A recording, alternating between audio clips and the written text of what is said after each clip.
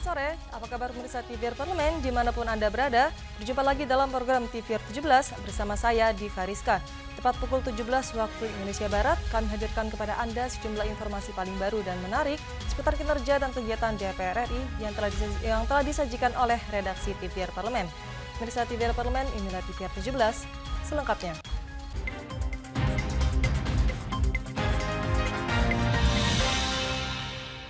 Komisi 11 DPR RI meminta pemerintah untuk lebih selektif dalam memberikan penyertaan modal negara melalui APBN, khususnya kepada BUMN yang terus mengalami kerugian. Wakil Ketua Komisi 11 DPR RI Fatan menilai penyertaan modal negara atau PMN yang diberikan oleh pemerintah melalui APBN jangan hanya menjadi rutinitas tahunan yang disebabkan karena modus perusahaan. Komisi 11 meminta pemerintah lebih selektif dalam memberikan PMN khususnya kepada BUMN yang terus mengalami kerugian. Fatan mengatakan BUMN harus menerapkan praktek governance, risk, and compliance atau GRC secara rutin seperti yang dilakukan oleh lembaga perbankan yang mengurangi ketergantungan terhadap PMN. Ia menekankan Komisi 11 DPR RI juga akan melakukan kajian dampak penggunaan dana PMN terhadap kinerja BUMN, khususnya dalam mendongkrak pertumbuhan ekonomi negara, agar pemberian PMN tiap tahunnya lebih efektif, tepat sasaran, dan membawa dampak kesejahteraan. Jangan sampai ini hanya menjadi modus perusahaan-perusahaan yang rugi, karena 4 gulipat kemudian mengandalkan PMN. Tapi kita juga memahami Menteri Keuangan kepengen pertumbuhan ekonomi dengan cepat dan juga angkatan tenaga kerja. Ini kan yang penting juga. Karena selalu ketika kita bicara PMN selalu kita ada kajian dampak tenaga kerja. Ada kajian berapa sebetulnya leverage-nya. Kalau kita kasih berapa triliun leverage-nya berapa. Itu yang selalu kita kaji sehingga dampak-dampak ekonomi menjadi alasan utama untuk kita menggerakkan PMN. Menteri Keuangan mengungkapkan ada pertimbangan dalam memberikan PMN kepada BUMN, salah satunya aspek kesehatan perusahaan, hingga pelaksanaan penugasan pemerintah yang telah disusun dalam 4 klaster atau kategori. Andini dan Aang, TVR Parlemen, melaporkan. Komisi 7 DPR RI terus berupaya melakukan pengawasan distribusi dan pemberian kuota BBM bersubsidi yang dilakukan pemerintah dan Pertamina, serta meminta pemerintah mengatur secara bijak tata kelola dan pendistribusiannya agar tepat sasaran. Komisi 7 terus berupaya melakukan pengawasan distribusi dan pemberian kuota BBM bersubsidi yang dilakukan pemerintah dan Pertamina. Bambang meminta pemerintah mengatur secara bijak tata kelola dan pendistribusian BBM bersubsidi agar tepat sasaran melalui sistem aplikasi digital. Ia berharap seluruh masyarakat mempunyai kesadaran tinggi agar program ini dapat berjalan baik. Di sisi lain, pengawasan bukan hanya menjadi tanggung jawab pemerintah, melainkan juga menjadi kewenangan penegak hukum. Untuk mempermudah implementasi program ini di lapangan, penggunaan aplikasi digital seperti My Pertamina dinilai sangat membantu. Saya pikir digitalisasi ini merupakan salah satu solusi, tetapi kan tentu bagaimana praktikal di lapangan ini yang harus kita awasi dan kita dorong. My Pertamina saya pikir merupakan satu sistem digital yang sudah ada dan ini saya pikir kalau kita dorong terus pada pelaksanaannya pasti bisa. Nah inilah tantangannya. Kami berharap bahwa semua pihak yang terkait bukan hanya kepada Pertamina sendiri, ya semuanya lah ya, masyarakat juga memiliki kesadaran sehingga program pembatasan ini dapat berjalan dengan baik, sehingga subsidi itu dapat tepat sasaran. Sebelumnya, Menko Bidang Kemaritiman dan Investasi Luhut Binsar Panjaitan mengklaim pemerintah bakal memperketat ketentuan pembelian BBM subsidi mulai 17 Agustus 2024. Hal ini dilakukan agar penyaluran BBM subsidi tepat sasaran, serta sebagai upaya menghemat anggaran negara. Arif Naka, TVR Parlemen, melaporkan. Komisi 7 DPR RI menilai perkembangan eksplorasi sumber daya mineral harus mampu memberdayakan masyarakat sekitar dan tidak hanya untuk mengejar keuntungan sebuah perusahaan. Sumber daya mineral yang melimpah membuat industri pertambangan tanah air terus berkembang. Komisi 7 DPR RI menilai eksplorasi sumber daya mineral harus dikembangkan, tidak hanya untuk mengejar keuntungan sebuah perusahaan, tapi harus mampu memberdayakan masyarakat sekitar.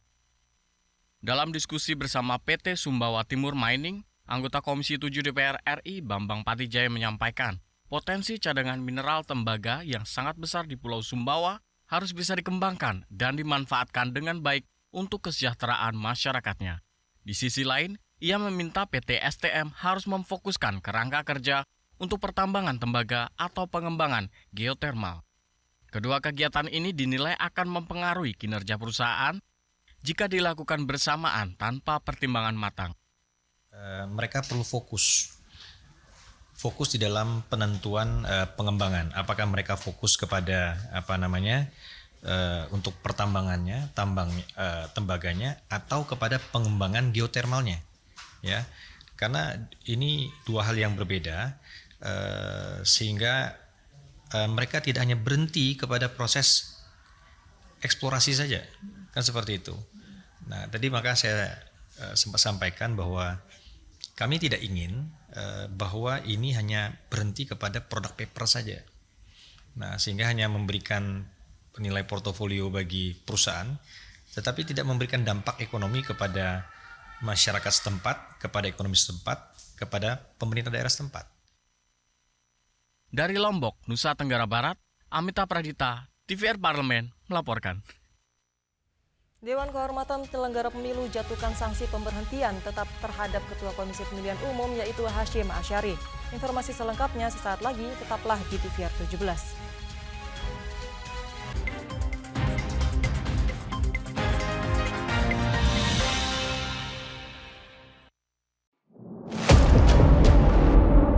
Sini ditambang. Konflik yang terjadi, Warga sini tidak mengizinkan. masalah yang tersisihkan menjadi kesenjangan sosial. Ya namanya rakyat kecil gak bisa apa-apa, mau komplain juga gak didengar. Sebab apa? Itu menyangkut isi perut kami semua. Bagaimana memutus keterbatasan untuk didengar? Jadi kalau misalnya masyarakat sudah merasa tidak lagi ada yang memperjuangkan aspirasinya, maka masyarakat memang sangat berhak untuk meminta dewan yang mewakili mereka di parlemen.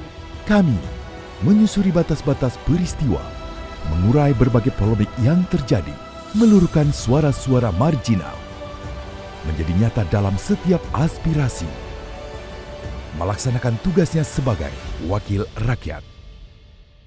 Saksikan Aksi Dewan setiap hari Senin dan Rabu pukul 10.30 waktu Indonesia Barat hanya di TVR Parlemen.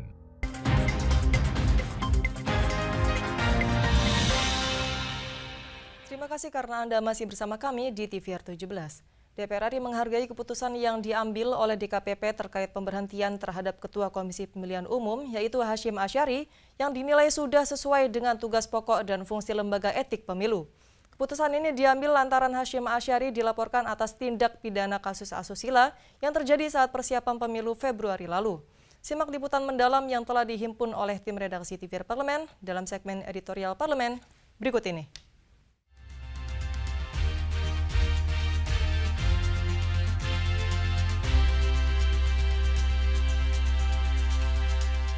Menjatuhkan sanksi pemberhentian tetap kepada Tradu Hasyim Asyari selaku Ketua merangkap anggota Komisi Pemilihan Umum terhitung sejak putusan ini dibacakan.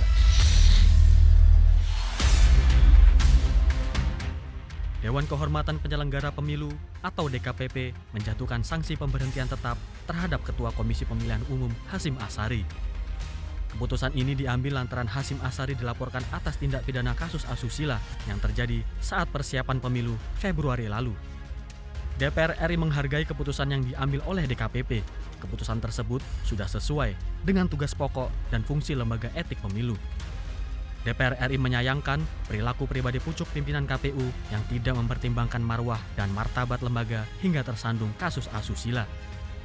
Ya, kami selaku anggota Komisi 2 dan juga dari kelembagaan DPR tentunya apapun keputusan DKPP ini sudah berdasarkan tugas pokok dan fungsinya, sehingga kami menghargai apapun keputusan yang sudah dijatuhkan.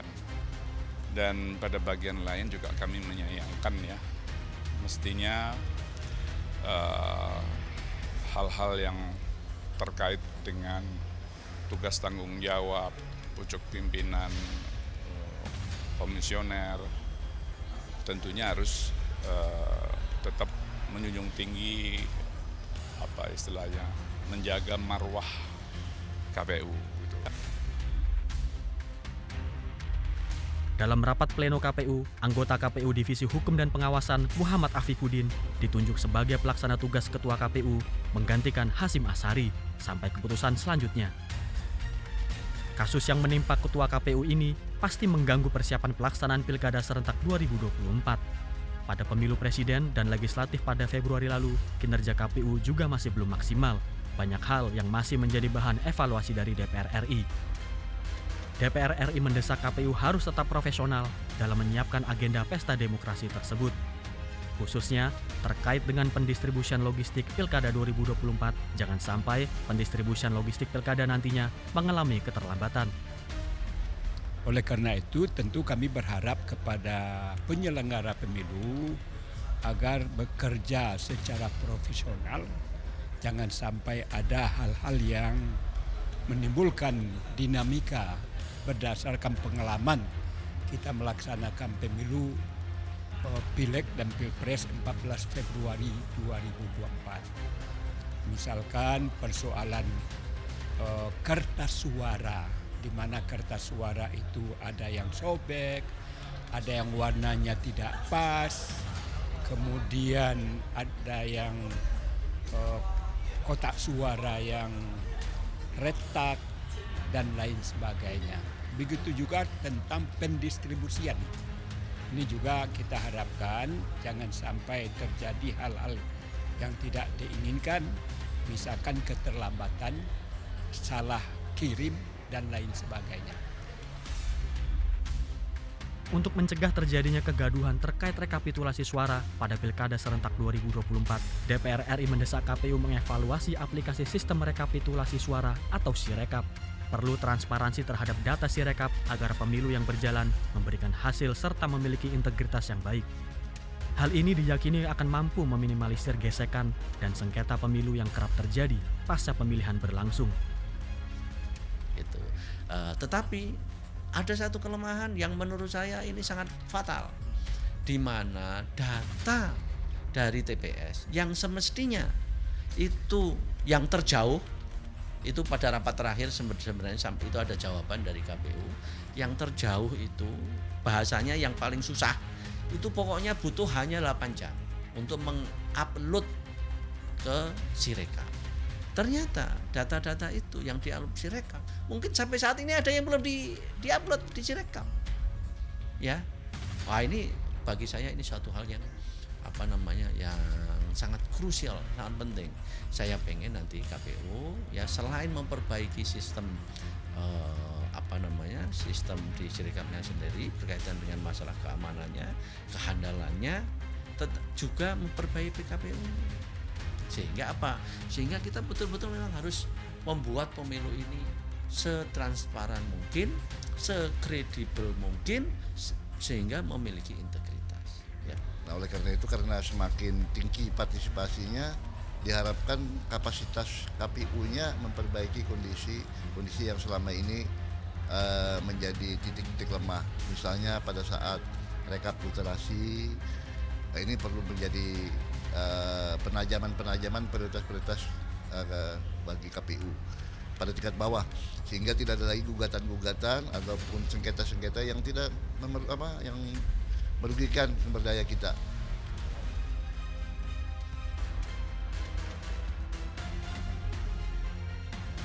Pemilihan kepala daerah telah diatur berdasarkan Undang-Undang Nomor 6 Tahun 2020 tentang pemilihan gubernur, bupati, dan wali kota menjadi undang-undang.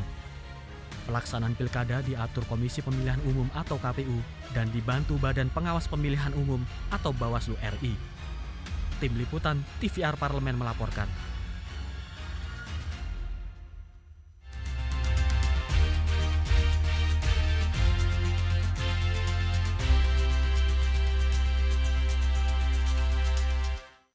Pemirsa, DPR RI dan pemerintah telah menyetujui pembicaraan pendahuluan atas rancangan anggaran pendapatan belanja negara tahun 2025 sebagai fondasi program kerja pemerintah di tahun mendatang. Informasi selengkapnya jangan kemana-mana, tetaplah di TVR 17.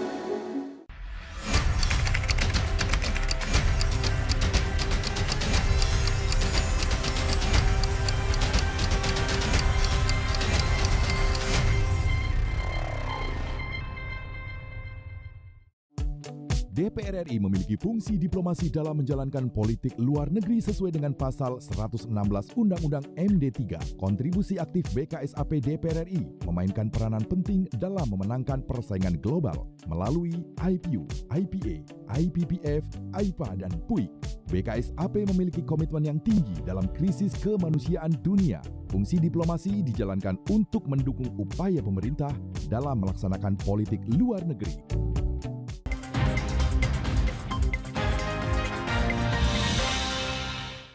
Anda kembali di TVR 17.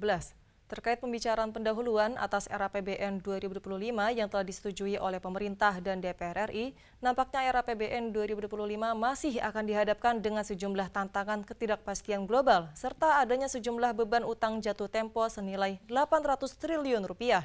Di saat yang sama, pemerintah juga masih menggenjot target pembangunan IKN dan program makan siang gratis. Lantas, apakah postur RAPBN 2025 dipandang ideal untuk menjawab tantangan mendatang? Kemudian, seperti apa pengamat ekonomi menganalisa hal tersebut? Untuk selengkapnya, berikut laporan rekan kami, Umam Hidayat dari Universitas Paramadina, Jakarta. Baik pemirsa TVR Parlemen dimanapun Anda berada, seperti kita ketahui bersama bahwa DPR dan juga pemerintah tengah menyusun RAPBN 2025. Dan dalam perkembangannya, asumsi ekonomi makro dan postur RAPBN 2025 antara lain target pertumbuhan ekonomi 5,1% hingga 5,5%, tingkat inflasi 1,5 hingga 3,5%, dan juga nilai tukar rupiah ke US dollar Rp15.300 hingga Rp15.900. Dan pemirsa, selain itu juga terdapat tantangan terhadap utang jatuh tempo di tahun mendatang sebesar Rp800 triliun. Dan apakah postur RAPBN 2025 dipandang ideal dan juga bagaimana menjawab tantangan utang jatuh tempo di tahun mendatang? Langsung saja kita tanyakan dengan pengamat ekonomi sekaligus Wakil Rektor Universitas Paramadina, Bapak Handi Riza. Baik Pak, terkait hal tersebut nih bagaimana Bapak sebagai pengamat mengamati ekonomi, melihat peluang dan juga tantangan RAPBN 2025 ini Pak? Ya baik, jadi memang tahun 2025 masih diliputi oleh ketidakpastian yang tinggi ya, karena ekonomi global masih belum stabil ya, ditambah lagi kondisi geopolitik yang berkecamuk di beberapa negara ini juga memberikan dampak ya. Kita mengenal istilahnya itu triple horrors ya, ada 3 problem utama ya, antara lain inflasi tinggi, suku bunga tinggi, dan perlambatan ekonomi. Nah ini tentu akan terasa sangat kita rasakan terutama dalam pembahasan RAPBN tahun 2025 ini. Apalagi ini adalah transisi kekuasaan dari pemerintahan Pak Jokowi ke pemerintahan Pak Prabowo. Nah, satu hal lagi tadi yang disampaikan, tahun 2025 ini juga akan ada utang jatuh tempo sekitar 800 triliun, di mana 700 triliun bersumber dari SBN dan sekitar 90 triliun, yaitu sumbernya adalah pinjaman. Nah, yang 700 ini lebih banyak adalah hutang yang disebabkan karena pembiayaan COVID, pemulihan ekonomi COVID yang kita tentu tahu ada PEN 1, 2, 3 yang nilainya cukup besar. Nah, tapi ini tentu sudah dikalkulasi, saya yakin ini tentu sudah dikalkulasikan oleh pemerintah dan tidak semuanya juga itu harus dibayarkan ya. Ada yang sifatnya itu dikerjasamakan kembali lah gitu ya, sehingga nilainya mungkin kita bisa lihat nanti dalam APBN 2025 ini mungkin tidak sebesar itu atau sudah disesuaikan sehingga secara fiskal mungkin berat, tetapi saya rasa ini tentu sudah diperhitungkan oleh pemerintah gitu. Untuk strateginya kira-kira apa Pak? Strategi yang pas untuk hutang jatuh tempo ini untuk RAPBN 2025 mendatang? Iya, tentu saja ini karena kewajiban kita dan pemerintah tentu harus membayarnya ya, atau harus melunasinya untuk beberapa yang jatuh tempo tadi. Nah, oleh sebab itu ya tentu utang ini ya harus memberikan dampak dan manfaat yang besar bagi pembangunan kita, jangan sampai justru itu menjadi beban tersendiri. Karena sebagian besar ini adalah utang PEN ya, artinya pemulihan ekonomi nasional saat COVID, tentu semuanya dipergunakan sepenuhnya untuk pemulihan menghadapi COVID dan pemulihan ekonomi, terutama untuk sektor-sektor terkait ya seperti kesehatan, UMKM dan lain sebagainya gitu. Berkaitan dengan sumber pendapatan baru negara nih Pak, apa yang bisa disasar Pak ke depannya? Ya, jadi memang saat ini pajak masih menjadi salah satu hal yang harus kita kejar terus karena ini adalah sumber penerimaan negara paling besar. Ya, kita tahu kita sudah punya undang-undang HPP ya, harmonisasi peraturan perpajakan. Saya pikir ini perlu diefektifkan ya supaya kita bisa mengoptimalkan penerimaan dari sektor perpajakan. Selain itu juga kita punya PNBP, penerimaan negara bukan pajak, yang ini masih mungkin untuk dioptimalkan terutama dari beberapa sumber yang bisa kita tingkatkan penerimaan negara. Jadi saya pikir pajak dan PNBP ini masih menjadi sumber penerimaan utama lah ya bagi negara ke depan gitu. Baik Pak, terima kasih atas waktunya. Siap. Baik pemirsa, itu tadi wawancara singkat kami dengan Bapak Handi Riza dan beliau tadi mengatakan bahwa hutang sebanyak 800 triliun rupiah tersebut sangat banyak digunakan pada saat COVID-19 dan juga pemulihan ekonomi pasca COVID-19 kemarin. Dan pemirsa, itu saja yang dapat kami laporkan. Saya Umar Midat mengucapkan terima kasih, kembali ke studio. Selanjutnya pemirsa, apa saja yang menjadi topik perbincangan di media online nasional hari ini? Usai jeda tetaplah di TVR 17.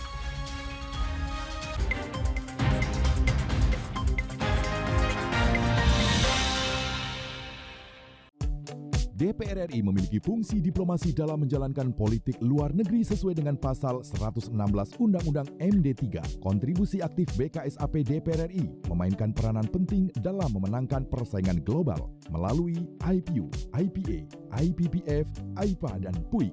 BKSAP memiliki komitmen yang tinggi dalam krisis kemanusiaan dunia. Fungsi diplomasi dijalankan untuk mendukung upaya pemerintah dalam melaksanakan politik luar negeri.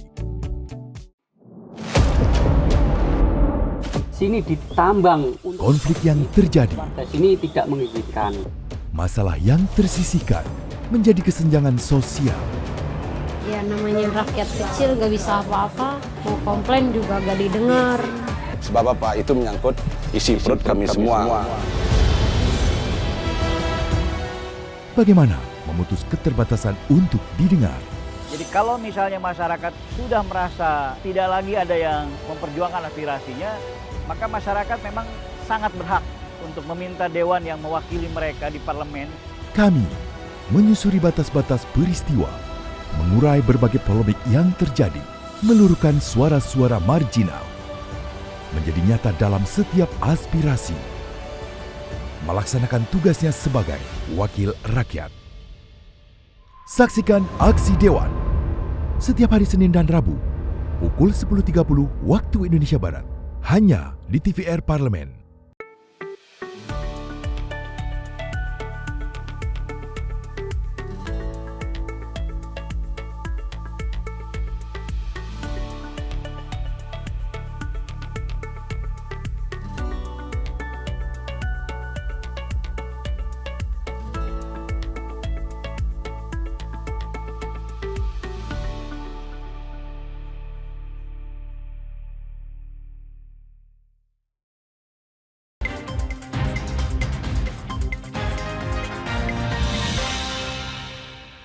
kembali di TVR 17.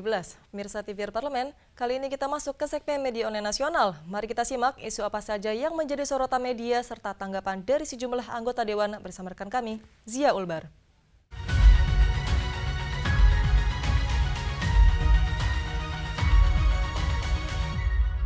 Terima kasih Diva dan pemirsa, mari kita simak berita apa saja yang menjadi headline di media online pada hari ini. Di berita pertama yang menjadi headline di media online yaitu Komisi 7 DPR RI minta pemerintah sosialisasikan wacana pembatasan BBM bersubsidi. Dapat Anda saksikan di layar Anda saat ini pemirsa. Di mana Wakil Ketua Komisi 7 DPR RI Edi Suparno minta pemerintah sosialisasikan wacana pembatasan pembelian bahan bakar minyak bersubsidi agar tidak menimbulkan keresahan dan kekhawatiran di tengah masyarakat. Sebagaimana diketahui, Komisi 7 DPR sejatinya sudah sejak 3 tahun lalu mendorong wacana tersebut yang dinilai ada langkah yang kurang tepat dalam penyaluran BBM bersubsidi selama ini. Salah satunya yaitu 80% pengguna Pertalite BBM bersubsidi adalah masyarakat yang mampu dan tidak berhak menerima BBM bersubsidi. Pemerintah diharapkan satu suara saat hendak mengeluarkan kebijakan dan mencegah kebingungan di tengah masyarakat karena informasi yang simpang siur. Dan pemirsa, berita selanjutnya yang menjadi headline di media online yaitu rapat perdana akan dimulai bulan Juli. Komisi 8 DPR RI beberkan 3 fokus hak angket haji. Dapat kembali Anda saksikan di layar Anda saat ini pemirsa. Di sini anggota Komisi 8 DPR RI Wisnu Wijaya menyebut terdapat 3 masalah yang akan menjadi fokus panitia khusus hak angket pengawasan haji. Yang pertama yaitu terkait penambahan kuota haji plus yang tak sesuai dengan Undang-Undang Nomor 8 Tahun 2019 tentang penyelenggaraan haji dan umroh. Yang kedua yaitu masalah transportasi, pemondokan, penerbangan, serta berbagai layanan terhadap jemaah haji reguler maupun khusus yang dinilai jauh dari standar kelayakan. Yang ketiga yaitu terkait kelalaian pemerintah menanggulangi membludaknya jamaah yang tidak menggunakan visa haji resmi pada musim haji, sehingga menimbulkan banyak masalah dari sisi perlindungan hukum maupun kualitas layanan bagi jemaah haji resmi. Sebagaimana diketahui sebelumnya, Wakil Ketua DPR RI Muhaimin Iskandar menegaskan dibentuknya panitia khusus angket pengawasan haji 2024 bertujuan agar tak terjadi penyelewengan dan penyalahgunaan yang merugikan jemaah haji Indonesia. Dan pemirsa, itu tadi headline di media online pada hari ini yaitu terkait Komisi 7 DPR RI minta pemerintah sosialisasikan wacana pembatasan BBM bersubsidi, serta rapat perdana akan dimulai bulan Juli. Komisi 8 DPR RI beberkan 3 fokus hak angket haji. Sekian dari saya, kembali ke rekan Diva.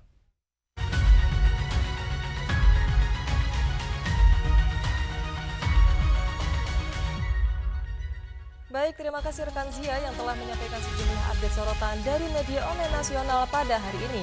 Segmen media online tadi sekaligus menutup program TVR 17 edisi sore hari ini.